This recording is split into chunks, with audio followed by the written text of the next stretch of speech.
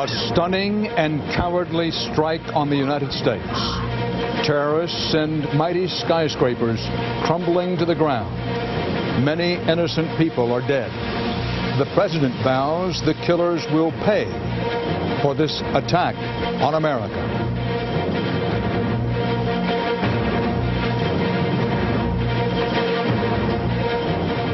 September 11th, 2001. You will remember this day as long as you live. Good evening again. This is CBS News continuing coverage of the attack on America. A series of coordinated terror strikes today at this country, its people, our freedom. Strikes that came without warning. 4 U.S. commercial jetliners were hijacked. 2 crashed into the World Trade Center here in New York City and sent the giant twin towers filled with workers crumbling to the ground. A 3rd hijacked airliner slammed into the seat of American military power, the Pentagon. The 4th hijacked airliner, target unknown, but possibly a target intended in or near Washington, went down in southwestern Pennsylvania. Here's what's happening at this hour. As the evening goes on and night begins to fall in New York and Washington, brave rescue workers are searching desperately for victims in the rubble of the World Trade Center towers and a 3rd building around the World Trade Center that also collapsed. 50,000 people generally work in the World Trade Center. A count of the dead still a long way off. Emergency operations are also continuing at the scene of the crisis at the Pentagon in Pennsylvania. There were well over 250 people on the 4 crashed planes. In contrast to the chaos on the ground, the skies are eerily quiet because the FAA has grounded all civilian aircraft at least until noon tomorrow. There is unprecedented security around the leadership of the U.S. government. President George W. Bush will address the nation from Washington. We're now told at 9 Eastern Time this evening, and that will be roughly 2.5 hours from now. The president will address the nation. The president has put the U.S. military on high alert worldwide. President Bush vowed that the United States will find and punish whoever's behind what he described as, quote, these cowardly acts. Early speculation, underscore the word speculation, centers on Osama bin Laden.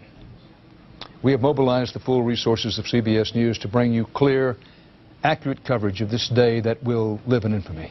CBS News correspondents and producers are deployed throughout the country and around the world. We began here in New York City, ground zero for the attack on America. This day's horrific events began with the familiar turbine whine of jet engines over New York City, but this Boeing 767 was too low and not in the regular flight pattern. It was aimed straight for the massive twin towers of the World Trade Center. CBS's Byron Pitts is on the scene tonight. Byron? Dan, without exaggeration, this part of Manhattan looks like a battlefield. We have seen blood. We have seen body parts. We have watched people die in front of our eyes. This was terrorism like we in America have never seen before. 8:48 a.m. Mayhem in Manhattan. We saw a plane coming very low, and everyone said, wow, that plane is very, very low. I was walking to work, and all of a sudden, I see a jet crash into the first tower. An American Airlines flight loaded with 92 people crashes head-on into the North Tower of the World Trade Center. And then we heard the crash. We ran to the window. Into the building. It went into the Trade Center. We hit the Trade Center. We saw the shrapnel fall, and then we said, get out. And minutes later. There's another one. Another plane just hit.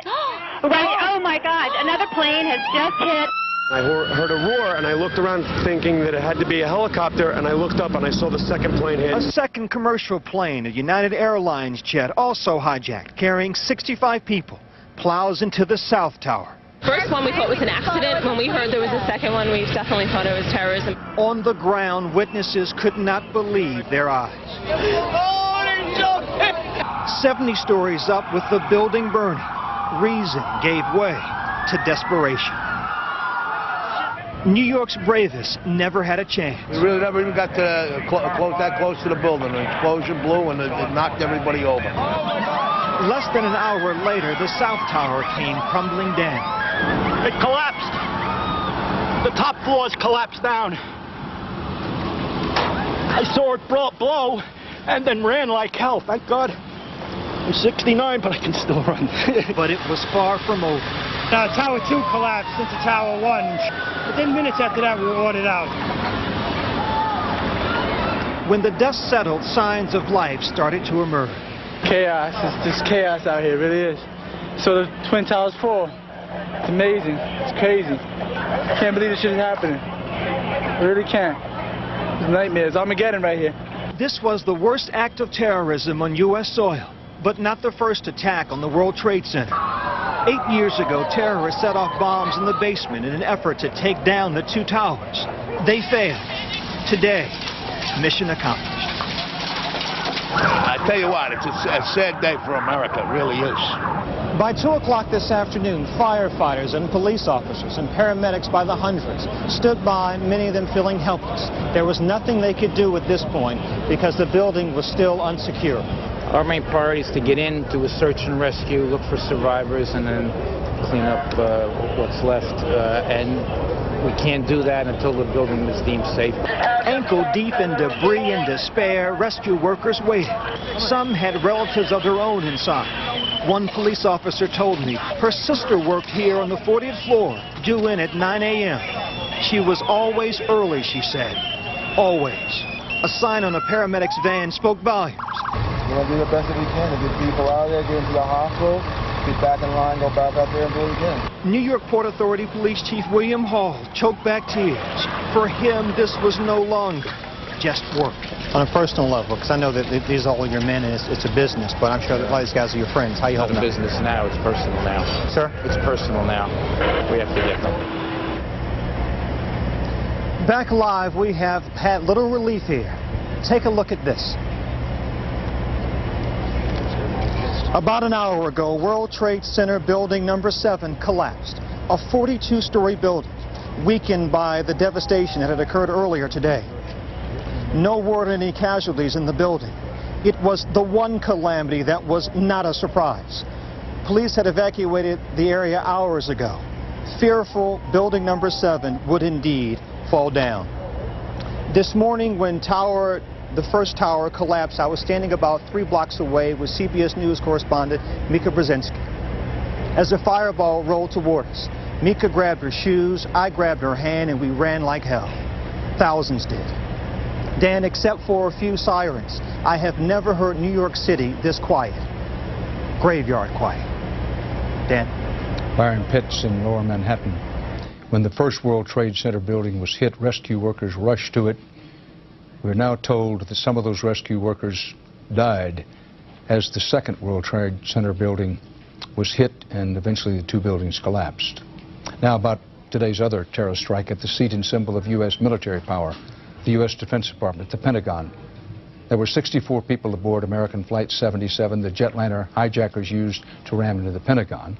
CBS News' David Martin reports the deadly impact there. David? Dan, as you can see behind me, the Pentagon is still smoldering from that direct hit it suffered this morning, but it's finally cooled down enough so that rescue workers can begin the task of recovering the dead and wounded. One early count put the number of dead at 20, but no one expects it to stop there. The first attack ever on the Pentagon occurred at 9:38 a.m. Eastern Time. Clipped this ball over here, hit another ball and slammed right into the building. Huge explosion, and then utter pandemonium, as you might imagine. I mean, everybody was screaming, "Oh my God." A hijacked American Airlines jet, which had just taken off from Dulles Airport, flew right up the main highway leading north into Washington and straight into the citadel of American military power. There was no doubt about it. It was American Airlines slammed right into the building, and there was no doubt about it. Whoever was piloting that plane was aiming for the Pentagon. Fearful that, like the World Trade Center, a second airliner was on its way, most of the building's 23,000 workers fled. Plane's coming in. Come on. Let's go. Come on. We're not playing around here. Let's go. F-16 fighters circled overhead looking for a second attack, but the damage had already been done. The plane had drilled a hole about a third of the way through the world's largest office building. The wounded were rushed to nearby hospitals as the fire spread and an entire section of the building collapsed, trapping many, many more inside.